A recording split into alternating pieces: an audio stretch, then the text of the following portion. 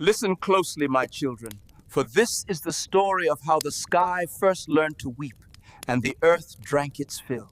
They say in Gauteng, when an innocent man dies with a curse on his lips, the earth itself remembers.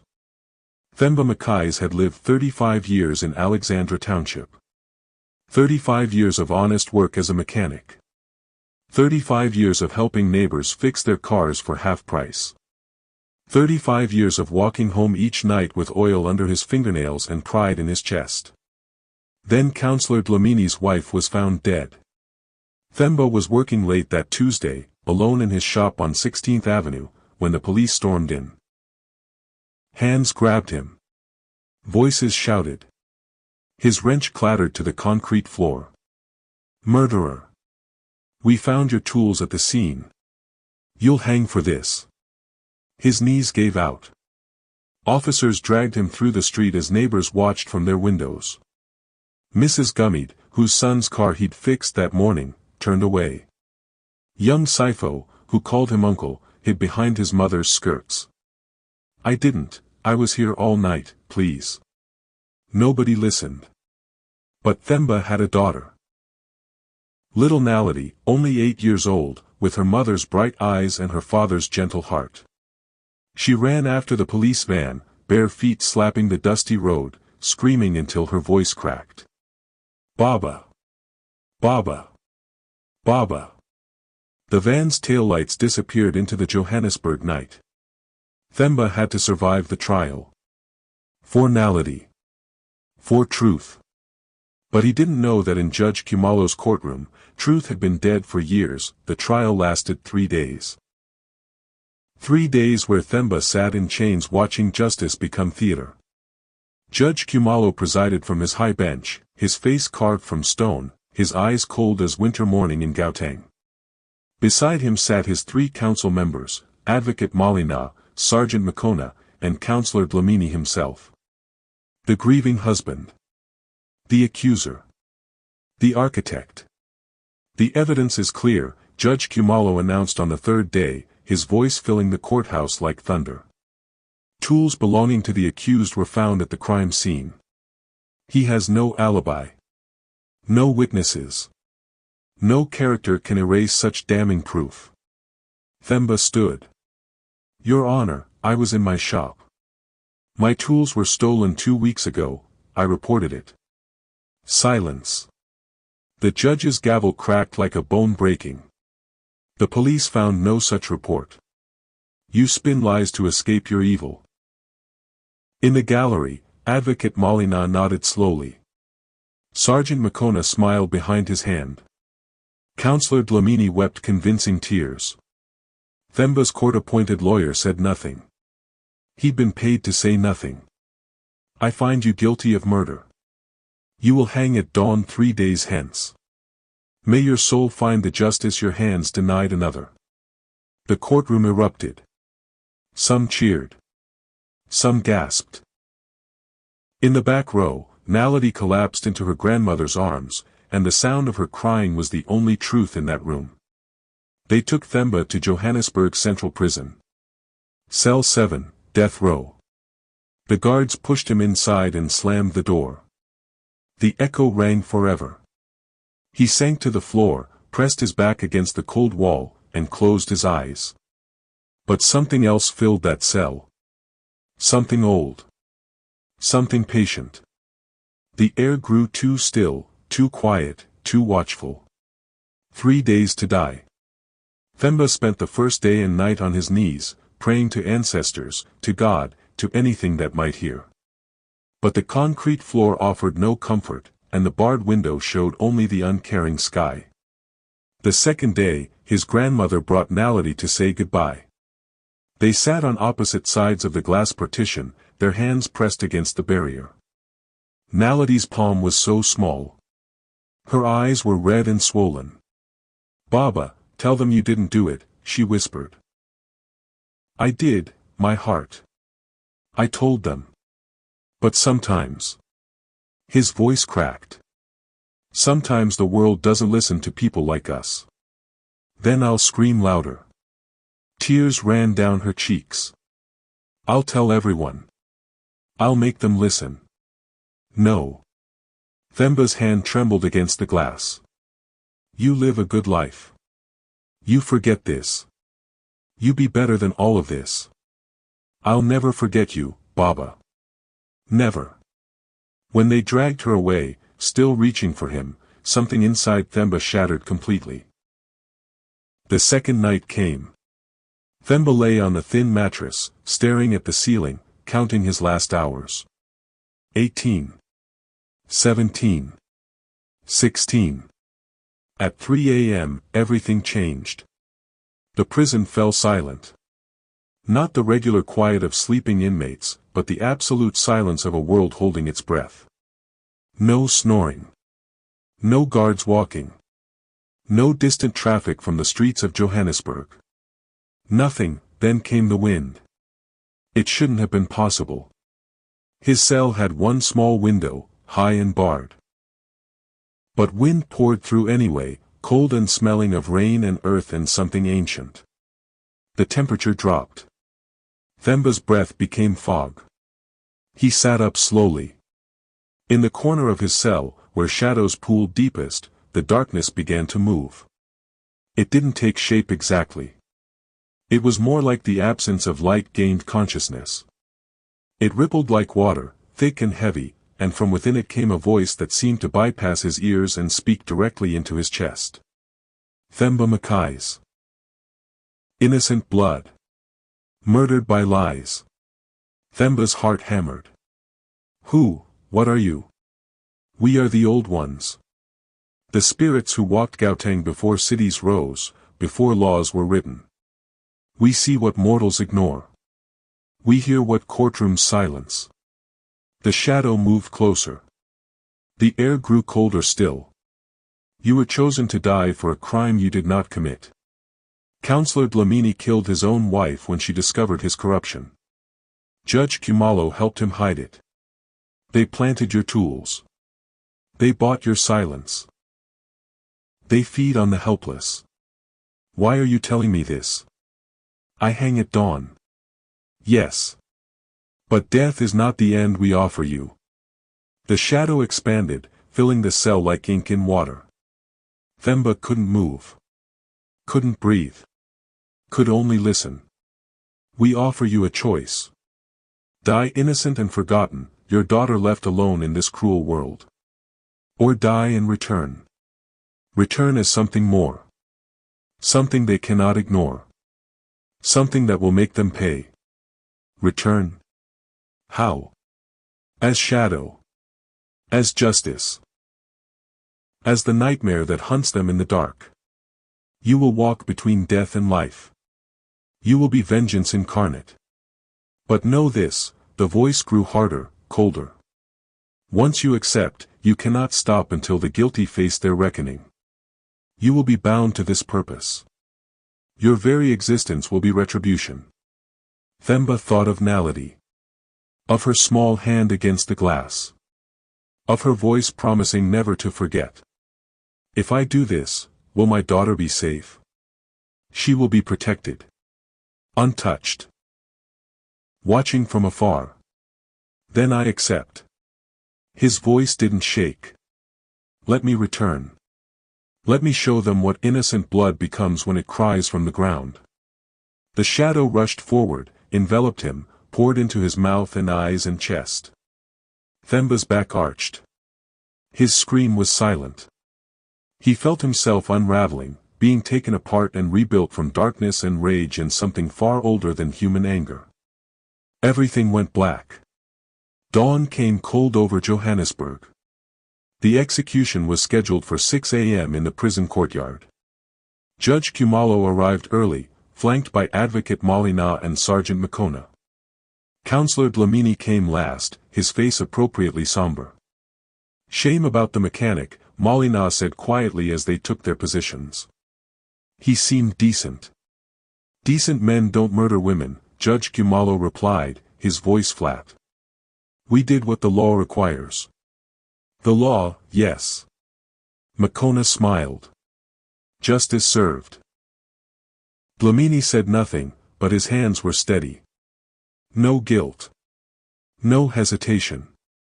The guards brought Themba out and he walked calmly, his face peaceful. Too peaceful. It unsettled the prison chaplain, who'd seen many men walk this path. They usually fought or cried or prayed. Themba did none of these. He simply walked, his eyes distant, as if seeing something beyond the courtyard walls. They placed the noose around his neck. The warden read the charges. The sentence. The time of execution. Judge Kumalo watched from his position, arms crossed. This was necessary. Clean. Final. Any last words? The warden asked. Themba's head lifted. His eyes found Judge Kumalo. Found Malina. Makona. Dlamini. You took my life with lies, he said, his voice carrying across the courtyard. But lies have short legs, and the truth runs forever. I am innocent. My blood stains your hands. And blood. His smile was terrible. Blood always finds its way home. Enough. Judge Kumalo waved his hand. The lever was pulled. The trap door opened. Themba Makai's dropped. His neck snapped clean. His body swung once, twice, then hung still. It was over. The officials signed the death certificate. The body was cut down and wrapped in cheap cloth. No ceremony. No dignity. Just another dead man in a city full of graves. They buried him that afternoon in an unmarked plot outside Alexandra. Only his grandmother and Naledi attended. The little girl didn't cry. She just stood there, small and still, staring at the fresh earth. Come, child, her grandmother whispered. It's done. No, Gogo. Naledi's voice was strange. Older than 8 years should sound. It's just beginning. As they walked away, the grandmother didn't see what the child saw. The earth over Themba's grave was moving. Shifting.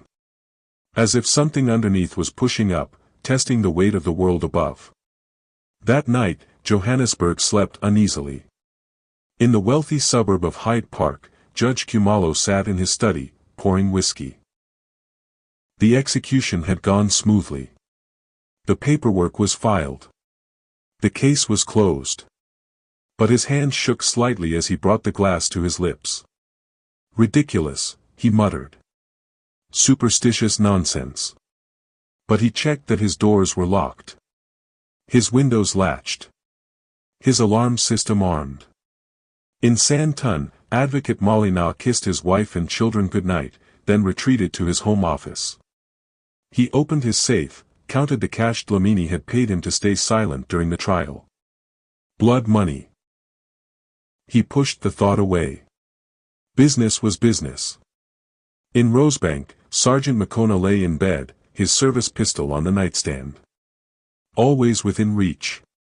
Always loaded. Not because of Themba, dead men stayed dead, but because you never knew in Johannesburg. You never knew. And in Bryanston, Councillor Dlamini stood on his mansion's balcony, looking out over the glittering lights of Gauteng. His wife was gone. His secrets buried with her.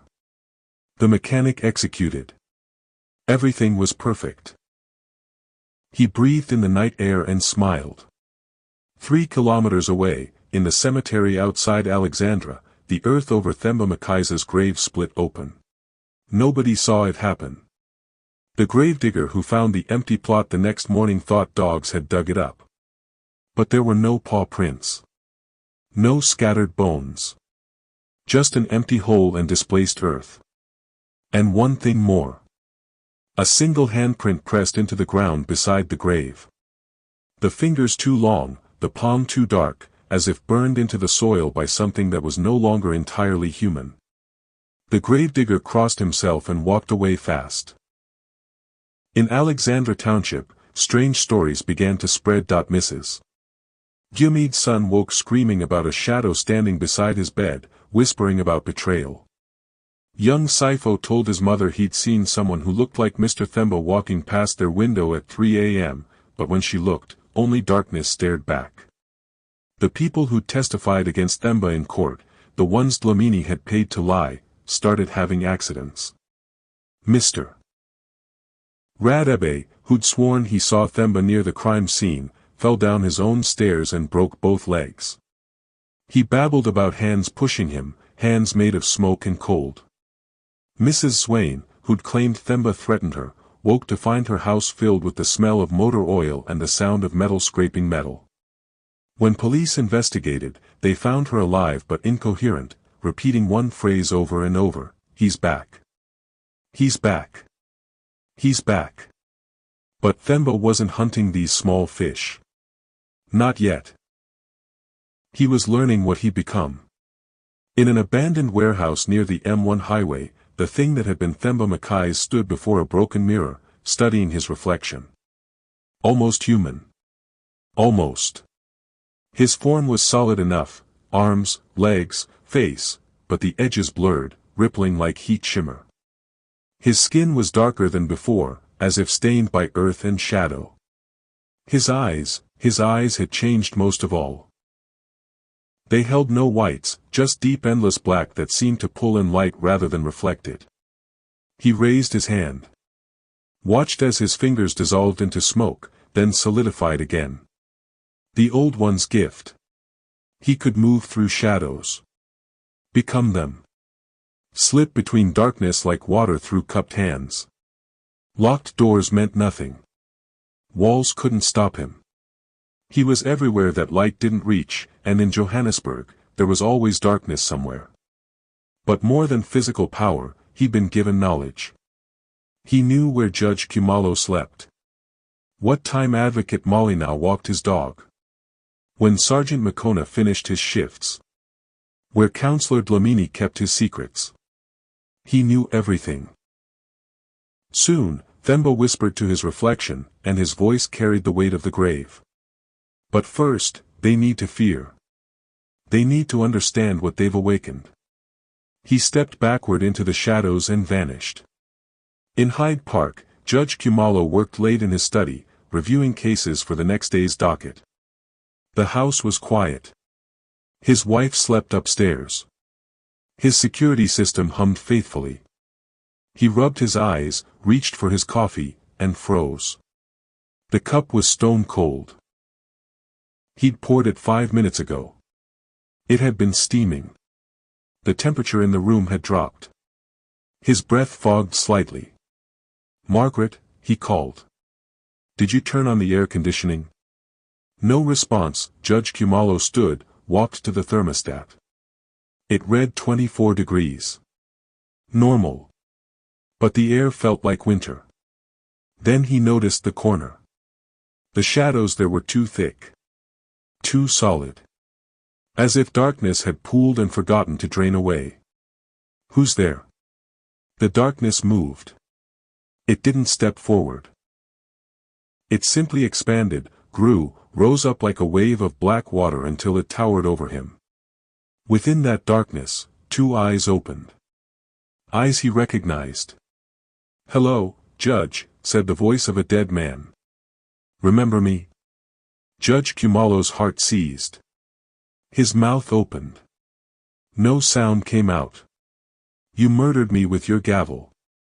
Broke your oath to serve justice. Sold your soul for Dlamini's gold." The shadow leaned closer. "Did you think death would silence the truth? You can't be. I saw you hang. You saw an innocent man die. Now you see what innocence becomes when drowned in corruption." The shadow's hand reached out, 2 long, fingers like smoke, and touched the judge's chest. "Feel that? Your heart racing? That's fear. The same fear I felt in your courtroom when you ignored my pleas." Judge Kumalo stumbled backward, crashed into his desk. "What do you want?" "What do I want?" Themba's laugh was horrible, hollow. "I want you to remember this night. Remember that I'm coming. For you. For Molina. For Makona. For Dlamini. You'll see me in every shadow. Hear me in every silence. And when I'm ready, the darkness surged forward, enveloped Judge Khumalo completely. He screamed, felt cold pierce through to his bones, felt his worst memories dragged forward, every bribe accepted, every innocent condemned, every time he chose money over truth. Then, as suddenly as it came, the shadow released him. Judge Khumalo collapsed to the floor, gasping, tears streaming down his face. When he looked up, he was alone. But on his desk, written in frost across the polished wood, were 4 words. Justice is coming soon. Judge Khumalo didn't sleep that night. Or the next. Or the next. He told no one what he'd seen. Who would believe him? A judge claiming to be haunted by the ghost of a man he'd sentenced. They'd think him mad. Strip his position. Lock him away. So he suffered alone. His hands trembled during court sessions. He jumped at shadows. Twice he saw Themba's face in the gallery, only to blink and find strangers sitting there. His sentences became erratic. He released guilty men and came down too hard on minor offenses. People noticed. The judge is unwell, court clerks whispered. Something's wrong with Khumalo, lawyers muttered. But they didn't know the half of it. Meanwhile, Advocate Molina was experiencing his own nightmare. It started small. His law office files kept disappearing and reappearing in impossible places. Confidential documents he'd locked away materialized on his desk, open to the pages documenting Dlamini's payments. His computer screen would flicker and show images of Themba's trial, the lies he'd ignored, the evidence he'd buried. Then came the night visits. Molina would wake at 3 a.m. to find his bedroom door open. Always 3 a.m. Always open, though he locked it obsessively now. And in the doorway, a figure stood. Dark. Still. Watching. Leave me alone. Molina screamed the 5th night it happened. I was just doing my job. Your job was justice, came Themba's voice from the darkness. You chose silence. You let an innocent man hang because Dlamini paid you well. How much was my life worth, advocate? 50,000. 100. It wasn't personal. It was business. My daughter's tears were business. My last breath was business. The shadow moved closer. Every coin you took is marked with my blood. Count them. Feel their weight. Molina threw his lamp at the figure. It passed through harmlessly and shattered against the wall. When the light was gone, the shadow was closer still. I'm not here to kill you yet, Themba whispered. I'm here to make sure you can't forget. Can't hide. Can't pretend you're a good man. Every time you close your eyes, you'll see my face. Every time you count your money, you'll feel my noose. And when I'm ready for you. He leaned in until Molina could feel the cold radiating from him. You'll beg for the mercy you denied me. The shadow vanished. Molina didn't scream. He wept. Sergeant Makona was a different case. He was a man of action, not fear.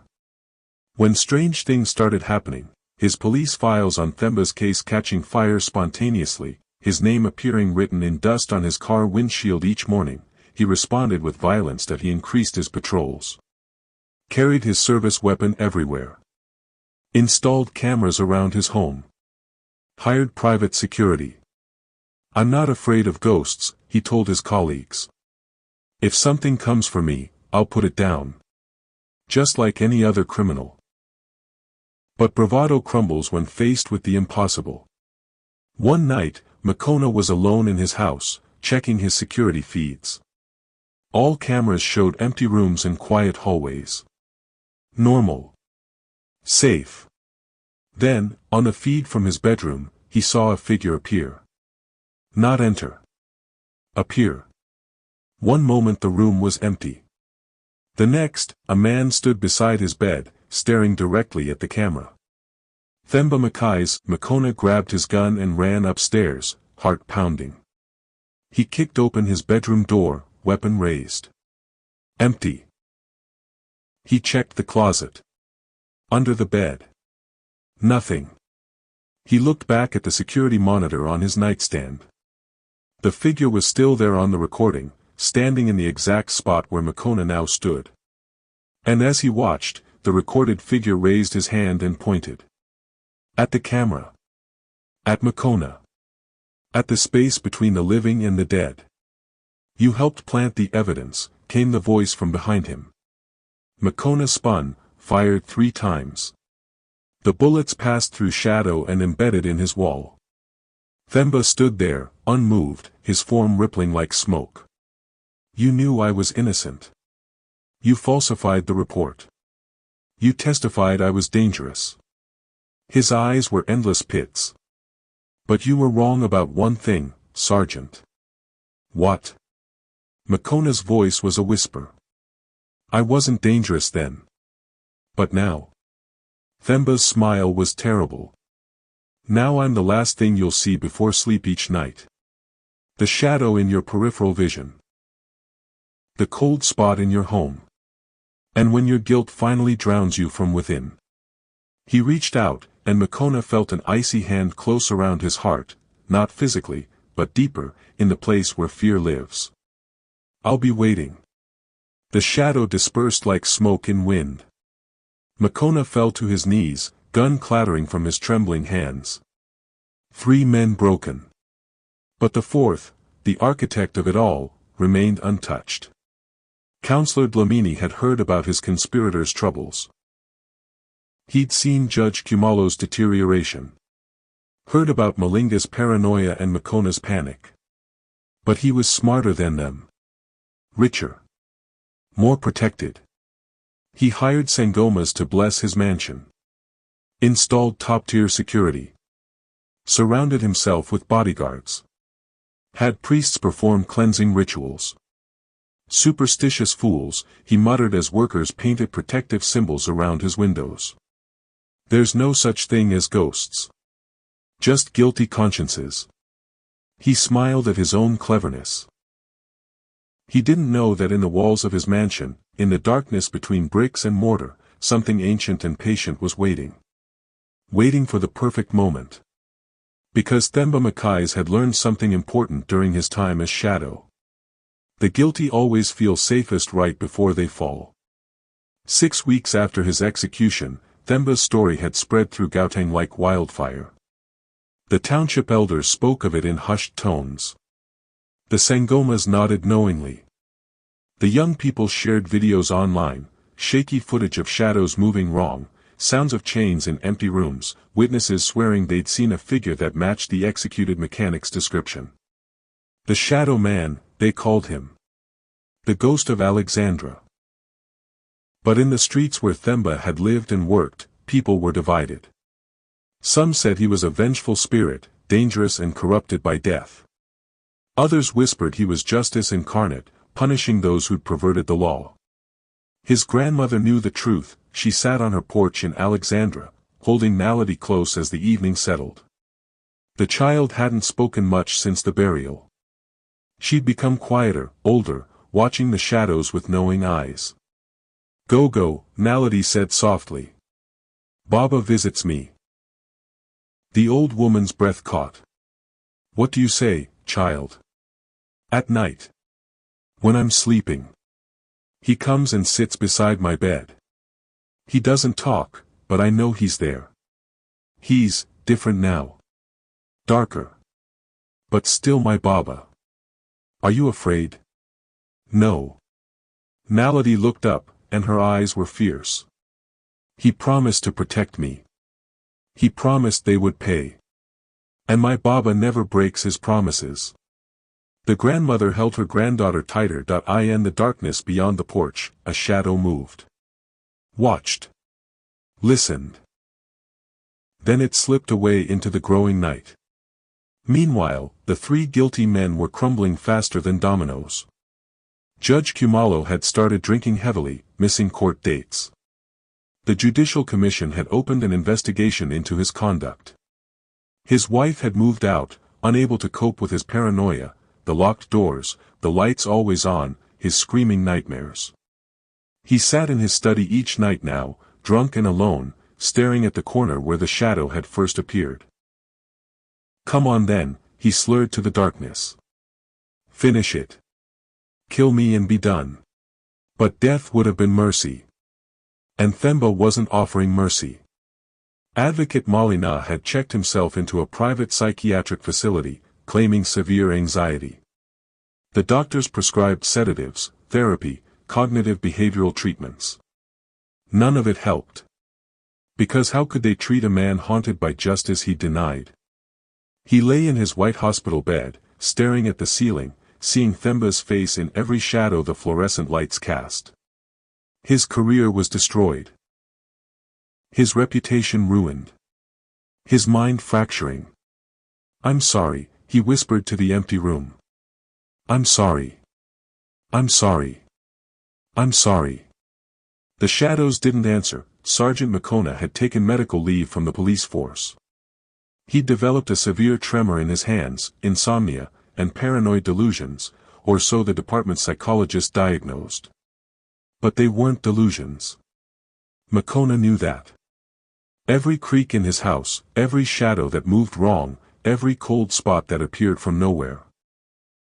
All of it was real. All of it was Themba. He tried to fight back. Hired security consultants, bought motion sensors, carried his weapon at all times. It didn't matter. One night, all his lights went out simultaneously. Every bulb, every LED, every screen, dead. His backup generator kicked in for 5 seconds, then died too. In the absolute darkness, he heard breathing that wasn't his own. "Please," Makona whispered. "I have a family." "So did I," came the reply from everywhere and nowhere. "You destroyed them anyway." When the lights came back on an hour later, Makona had aged 10 years. His hair had gone gray at the temples. His hands wouldn't stop shaking. He resigned from the force the next morning. But Councillor Dlamini remained defiant. He held a press conference, standing on the steps of the Gauteng provincial legislature, surrounded by supporters and security. "I am aware of rumors circulating about so-called hauntings," he announced to the assembled media. "About justice supposedly coming from beyond the grave. Let me be clear, these are superstitious fantasies spread by those who oppose progress and proper law enforcement." Reporters shouted questions. "Is it true Judge Kumalo has had a breakdown? Are you concerned about Advocate Malinga's hospitalization? What about Sergeant Makona's resignation?" Dlamini's smile was smooth as oil. "Coincidence and stress. We live in challenging times. Law enforcement takes its toll. But I assure you, there is no conspiracy. No ghost. No shadow man. Just the natural consequences of difficult work." But his eyes told a different story. As the press conference ended and Dlamini was escorted to his armored vehicle by 6 bodyguards, he saw something that stopped him cold. Across the street, standing in the shadow of the government building, was a figure. Too far to see clearly. Too still to be normal. Watching. Dlamini's hand tightened on his briefcase. The figure raised one hand in a slow, deliberate wave. Then stepped backward into the shadows and vanished. Dlamini climbed into his vehicle quickly, slammed the door. "Home," he barked to his driver. "Fast." As they sped through Johannesburg streets, Dlamini's phone buzzed. A text from an unknown number: "You can't run from what you've done. Your walls won't save you. Your guards can't see me. And when the moon is dark, I'm coming." Dlamini deleted the message with trembling fingers. But he couldn't delete the fear spreading through his chest like ice water. That night, he gathered his most trusted bodyguards, 5 ex-military men, armed with automatic weapons, stationed throughout his mansion. "Nothing gets in," he told them. "I don't care what you see or hear. Shoot first. Understand? They nodded, checking their weapons. Dlamini retreated to his panic room, a reinforced concrete bunker inside his house, with steel walls, independent air supply, and emergency communications. He sealed himself inside. "Let's see your shadow magic penetrate 3 inches of steel," he muttered. The night deepened. Johannesburg slept, unaware that in one mansion in Bryanston, something ancient and terrible was about to test the limits of human justice. Dlamini sat in his panic room, monitoring the security feeds, watching his guards patrol. Everything seemed fine. Until, on every camera simultaneously, the lights began to flicker. The flickering wasn't natural. One light would dim, then another, then all of them together in a pattern that looked almost like breathing. The bodyguards noticed immediately. "Check the electrical panel," the head guard, Bongani, commanded through their radio network. Could be a loose connection. But they all knew it wasn't. In the panic room, Counselor Dlamini watched the feeds with growing dread. His finger hovered over the emergency button that would summon private security reinforcements. Not yet. He couldn't look weak. Not over flickering lights. Then he saw it. On the camera monitoring his front gate, a shadow appeared. Not a person, just shadow, thick and dark, pooling in the middle of the driveway despite the floodlights. "Bongani," Dlamini's voice cracked through the radio. "Front gate. Do you see it?" "I see it, sir. Moving to investigate." 2 guards approached the shadow with weapons raised. As they got closer, their flashlight beams seemed to bend around it, swallowed by the darkness. "It's probably just," one guard began. The shadow exploded upward. It became a towering figure, vaguely human but wrong in every proportion. Arms too long. Body too thin. Eyes that were windows into nothing. Both guards fired simultaneously. Bullets passed through harmlessly, struck the gate behind, ricocheted into the night. "Fall back!" Bongani shouted. "Fall back now!" But the shadow moved faster than running men. It flowed across the ground like spilled ink, caught the first guard's ankle, pulled. The man went down screaming, dragged backward into darkness. His screams cut off abruptly. When the shadow released him, he lay unconscious on the driveway, unharmed but with frost coating his uniform and his face locked in an expression of absolute terror. The second guard made it to the house, slammed the door, bolted it. "What the hell was that?" he gasped. "Lock everything," Bongani ordered the remaining 3 guards. "Windows, doors, every entry point." "Sir," he addressed Dlamini through the radio. "We have a serious situation." "I can see that." Dlamini's hands shook as he manipulated the camera controls. "How did it get through the gate?" "It didn't go through, sir. It just appeared." On the screens, the shadow was spreading. It moved along the walls of the mansion, testing windows, searching for entry points. Wherever it touched, lights went dark. The guards huddled in the main living room, weapons ready, watching the darkness press against the glass. "This is impossible," one whispered. "This isn't real." "Tell that to Sibusiso lying outside," another snapped. Bongani made a decision. "Sir, I'm calling for backup." "No." Dlamini's voice was sharp. "No police. No publicity. Just, handle it. With respect, sir, I don't know how to handle a shadow. You're ex-military. Use your training." "My training didn't cover ghosts." The lights throughout the mansion went out completely.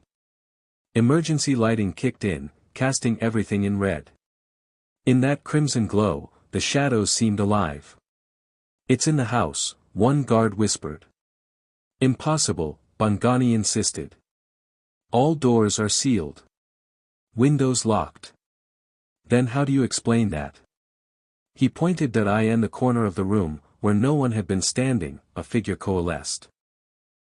It pulled itself together from shadow and cold air, becoming more solid with each second. Themba Mackay stood before them. He looked almost human in the red emergency light. Almost. But his edges rippled, his eyes were too dark, and when he spoke, his voice came from everywhere at once. "I don't want you," he said to the guards. "Lower your weapons. Walk away. This is between me and the man hiding in his concrete box." Bongani stepped forward, weapon still raised. "We're paid to protect him. You're paid to protect a murderer. A man who killed his own wife and blamed an innocent mechanic. A man who destroyed a family for his own greed." Themba's form flickered. "But I respect loyalty, even when it's misplaced. So I'll give you one chance. Leave now, and live. Stay, and experience what your employer has coming." The guards looked at each other.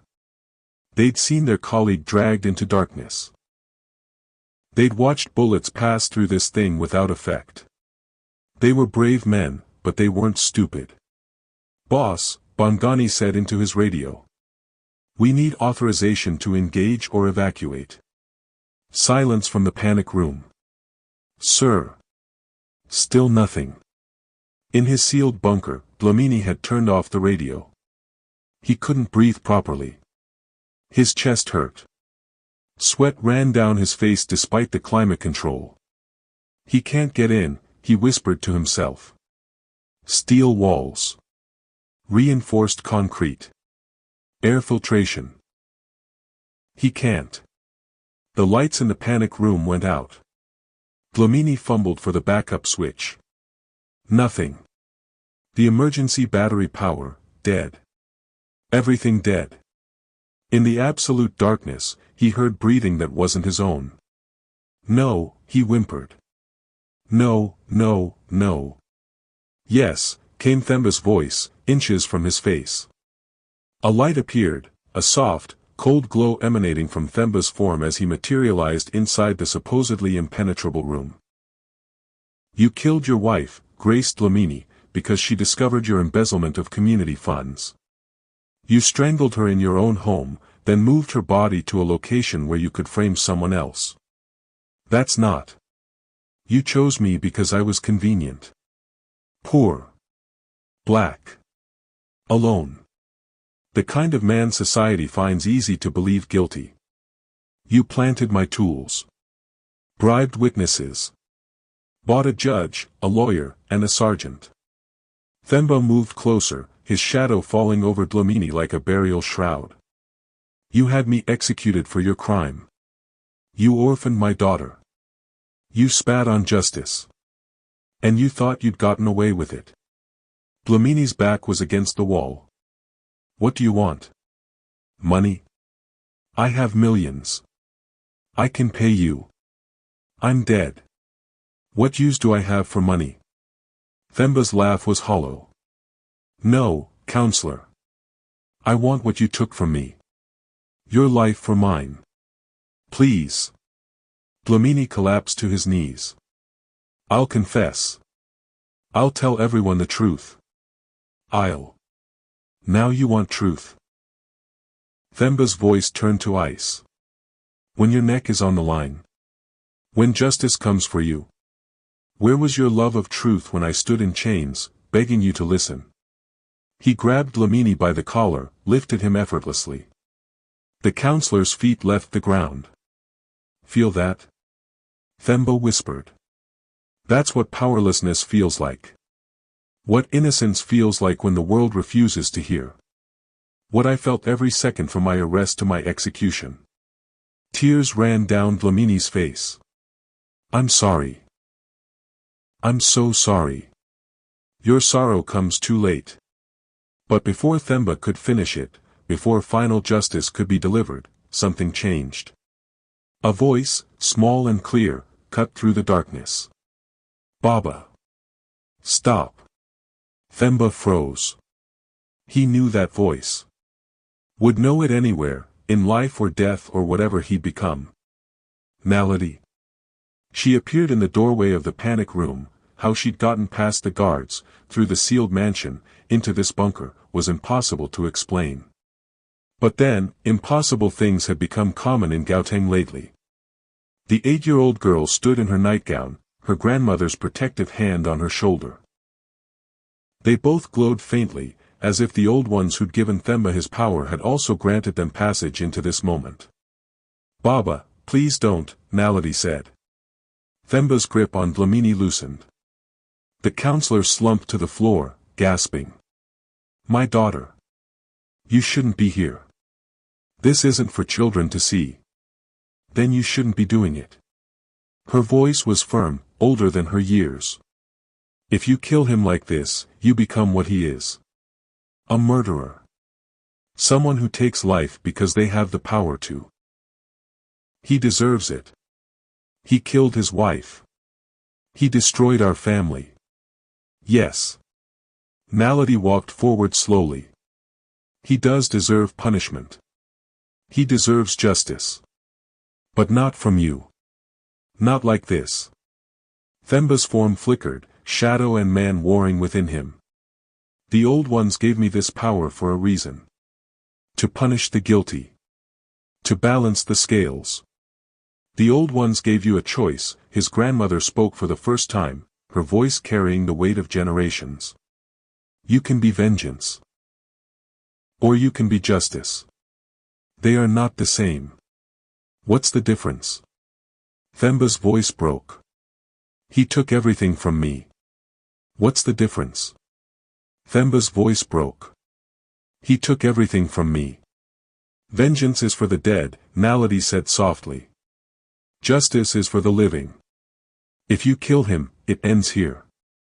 You get your revenge, then you move on to whatever comes next, and nothing changes. But if you let him live, if you make him face what he's done, then everyone sees. Everyone knows. The truth comes out." Dlamini looked up, confused hope in his eyes.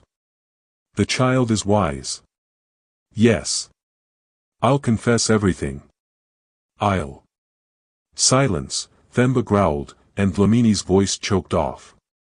The shadow man looked at his daughter. Really looked at her. Saw her mother's courage in her eyes. Saw strength that shouldn't exist in someone so young but did because she'd been forced to grow up too fast. Because of what Dlamini had done. "They destroyed you too," Themba whispered. "You had a father. A home. A childhood.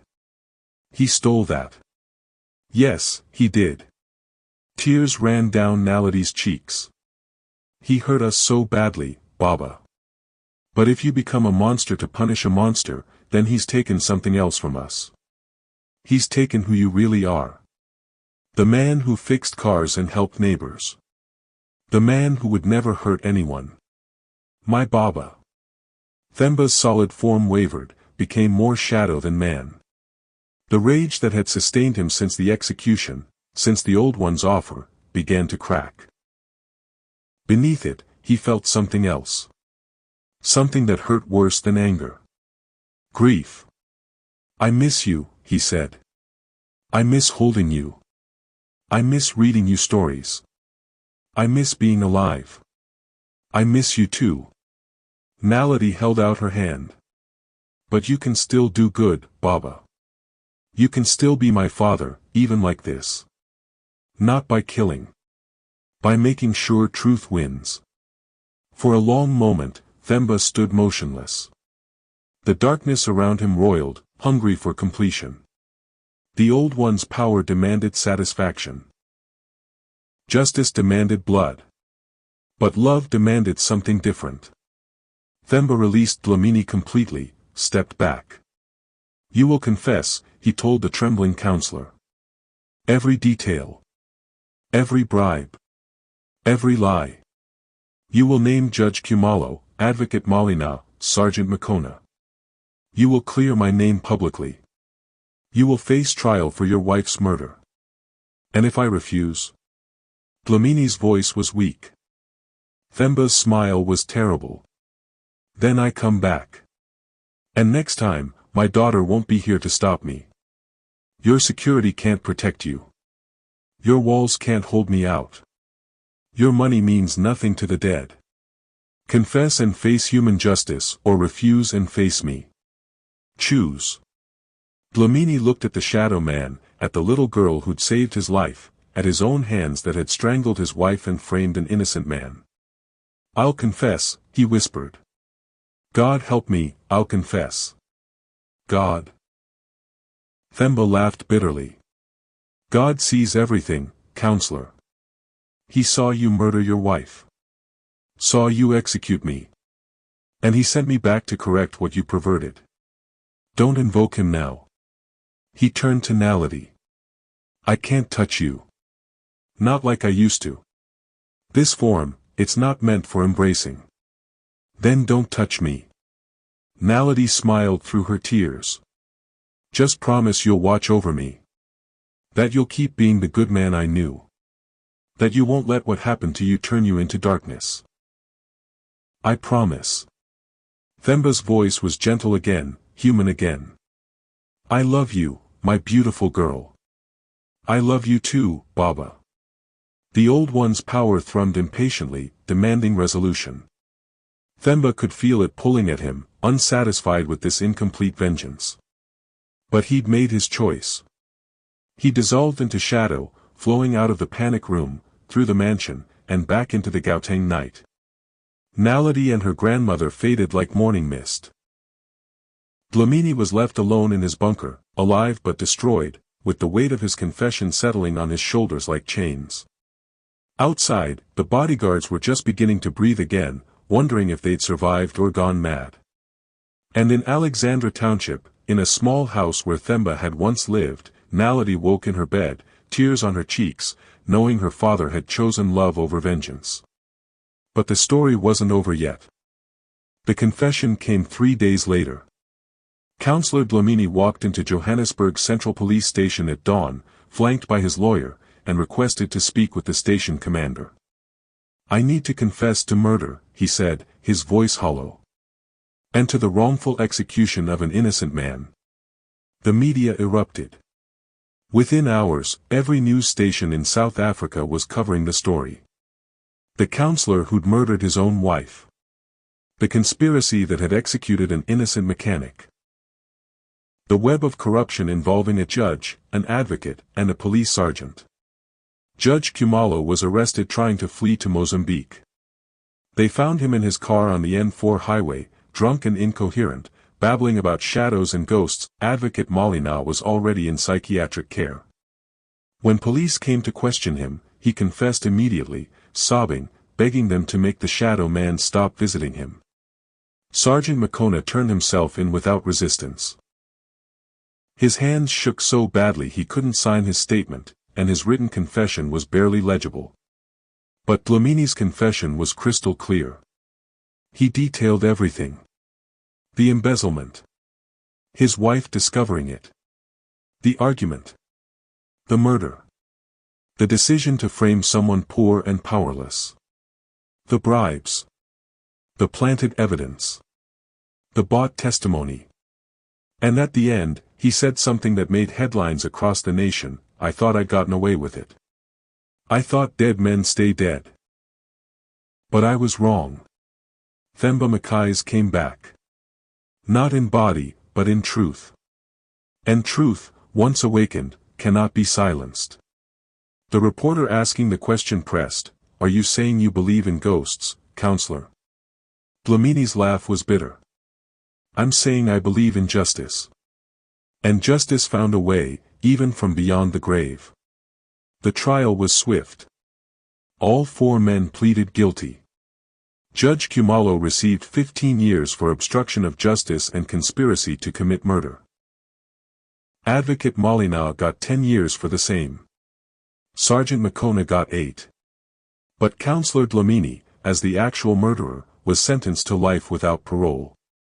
The judge who sentenced him, a woman named Justice Molefe, known for her integrity, made a statement that echoed through every courthouse in South Africa.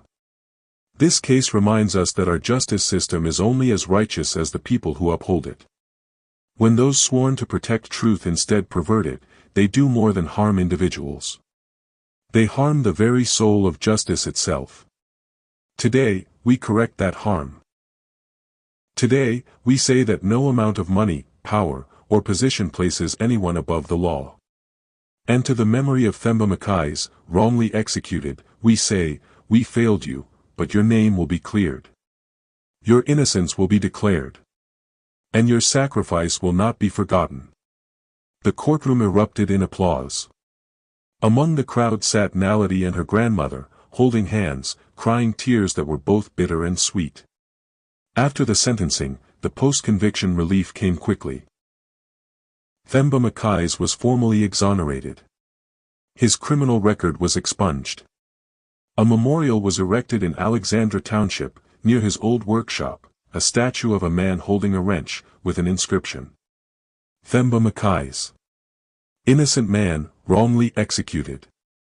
May justice remember what power forgets. The government offered compensation to his family. Naledi and her grandmother would be financially secure. It didn't replace what they'd lost, but it acknowledged the debt society owed them, and yet. On the night after the memorial unveiling, when Naledi lay in her new home, bought with compensation money, she felt a familiar presence. The shadows in her room shifted. A figure materialized beside her bed, no longer angry or terrible, but gentle. Sad. Themba's form was fading, becoming more translucent, as if the old one's power was finally satisfied and releasing him. Baba. I can't stay much longer, Themba whispered. The truth came out. Justice was served. My purpose is complete. Soon I'll move on to whatever comes next. Will I ever see you again? I don't know, my heart. But I know this, you saved me. Not from death. From becoming something I'm not. You reminded me who I was. Who I wanted to stay being, even in this form. He reached out, and though his hand was shadow, Naledi felt its warmth. It's love. Be strong. Be good. Remember that justice isn't about revenge. It's about truth. And truth, my beautiful girl, is the most powerful force in the universe. Stronger than death. Stronger than darkness.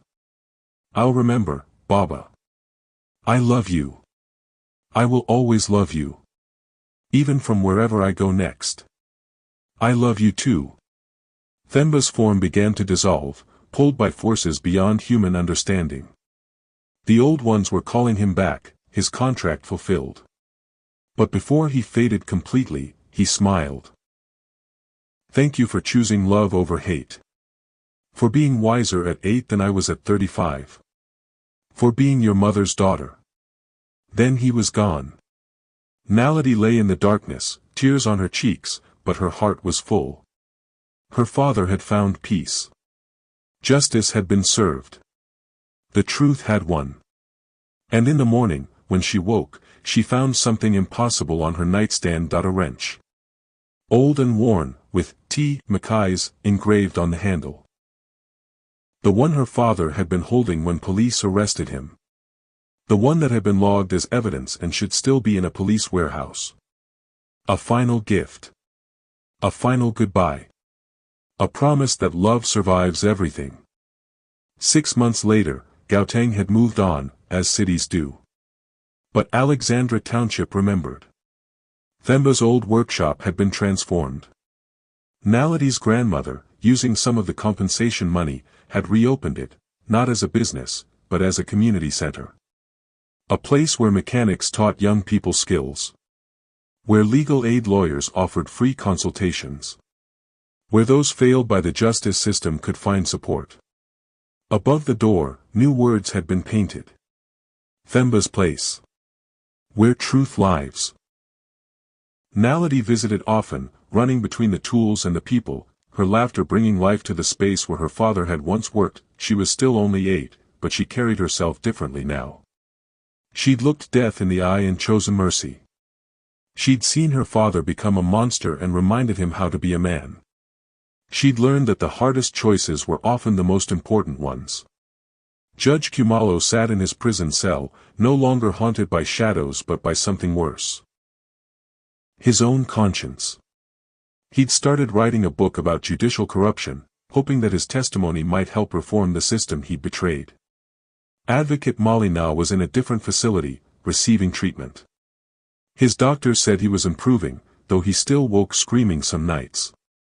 He'd donated all his ill-gotten money to organizations helping wrongly convicted prisoners. Sergeant McCona worked in the prison library now, serving his sentence quietly. He'd stopped carrying weapons, stopped believing force was the answer to everything. He'd written letters of apology to Themba's family, knowing they'd never be enough but writing them anyway. And Counselor Dlamini sat in solitary confinement in Johannesburg Central Prison, the same place where Themba had spent his final days. The irony wasn't lost on him. Every day he woke in that cell, he remembered the mechanic he'd murdered by proxy. Every night he fell asleep knowing he deserved every second of his sentence. But beyond these individual stories, something larger had changed. The case had sparked a national conversation about corruption in the justice system. New oversight committees were formed. Judges faced stricter ethics reviews. Police evidence handling procedures were reformed. Themba Makaisa's name became a rallying cry. Remember Themba, activists would chant at protests against judicial misconduct. His story was taught in law schools as a cautionary tale about what happens when the system fails its purpose. And in Alexandra, in homes across Gauteng, parents told their children a new kind of story. Not about monsters or fairy tales, but about a real man who died for a crime he didn't commit, who'd been given a terrible power, and who'd chosen, because his daughter reminded him, to seek justice rather than vengeance. One evening, a year after the executions, Naledi stood at her father's memorial, placing fresh flowers. A woman approached, middle-aged, well-dressed, with kind eyes. "Excuse me," the woman said softly. "Are you Naledi Makais?" "Yes, ma'am. My name is Grace's sister. Counselor Dlamini's wife, his victim, was my sister." Naledi tensed, unsure what to expect. "I wanted to thank you," the woman continued. "Your father could have just killed my brother-in-law. Could have left us with unanswered questions forever. But because of what you said to him, because he chose truth over revenge, we finally know what happened to Grace. We got to bury her properly. We got closure." She knelt down to Naledi's level. "Your father was a good man. In life and in death. You should be proud." "I am," Naledi whispered. The woman hugged her gently, then stood and walked away. Naledi looked up at her father's statue, and she could swear, just for a moment, that she saw the stone eyes blink. Saw the metal lips smile. Maybe it was her imagination. Maybe it was the wind playing tricks with light and shadow. Or maybe, somewhere between life and death, Themba Makais was watching over his daughter, proud of the woman she was becoming. As the sun set over Gauteng, painting the sky in oranges and purples, Naledi made a promise. "I'll remember, Baba. I'll remember that justice is stronger than revenge. That truth is more powerful than lies. That love survives everything. And I'll make sure others remember too." She touched the statue's metal hand. "Thank you for coming back. Thank you for choosing right. Thank you for being my father." The wind whispered through Alexandra's streets, carrying with it the scent of motor oil and hope and something ancient that might have been the old ones, satisfied at last. Justice had been served. Not perfectly. Never perfectly. But honestly. And in a world where power so often crushes truth, where the wealthy escape consequences and the poor pay for crimes they didn't commit, that honest justice, hard-won and blood-bought, was a miracle. Themba Makaisa's story ended, but his legacy lived on. In every person who refused to stay silent about injustice. In every lawyer who defended the defenseless, in every child taught that truth matters more than convenience. In every shadow that reminded the guilty they can never truly escape. The story of Themba Makais teaches us that justice delayed is not justice denied. Truth has a way of emerging, no matter how deeply buried. Power cannot silence conscience forever, and those who pervert justice for personal gain will eventually face reckoning. But more importantly, we learn that vengeance and justice are not the same. Revenge satisfies anger but changes nothing. True justice demands truth, accountability, and the courage to choose what's right over what feels satisfying. Even when we've been deeply wronged, we must not become the monsters we fight. For when we choose mercy over malice, truth over revenge, we don't just defeat our enemies, we preserve our own souls. Thank you for journeying with us through this story of innocence, injustice, and the long road to redemption. If this tale moved you, made you think, or reminded you that truth always finds a way, then our purpose is fulfilled. But the stories don't end here. Freeside Tales brings you powerful narratives from across Africa and beyond, stories of courage, justice, love, and the triumph of the human spirit. Stories that don't just entertain, but enlighten. Stories that remember. Don't miss our next tale. Subscribe now and be part of a community that believes storytelling can change hearts and minds. Hit that subscribe button, turn on notifications, and join us as we continue to explore the shadows and light of the human experience. Because every story matters. Every voice deserves to be heard. And somewhere in the darkness, truth is always waiting to be found. Subscribe to Freeside Tales, where every story leaves a mark. Coming next, the tale of a forgotten healer who held the cure to a kingdom's curse, but demanded a price no ruler wanted to pay.